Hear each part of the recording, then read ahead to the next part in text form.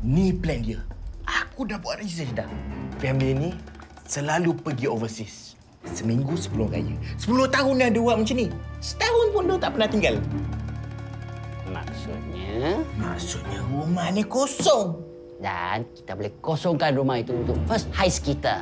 Dan ni bukan last heist kita. Tapi macam mana kita nak masuk ya? Biasanya orang tak kunci bawah kapek. Bestnya, apa yang kita patut ambil dulu?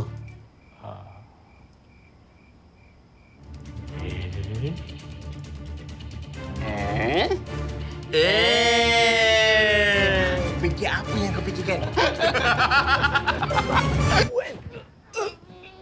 Weh, berat juga Mestilah kualiti baik.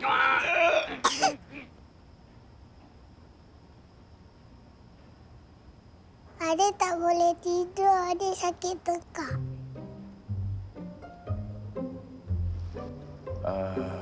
Mak adik ada kat rumah?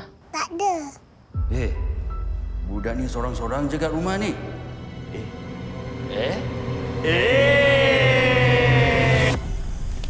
Kita nak pergi mana ni? Kita pergi belakang rumah je.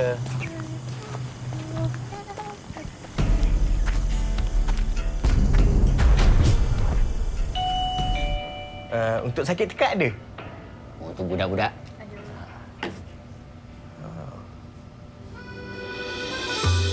Dek, dah okey ke?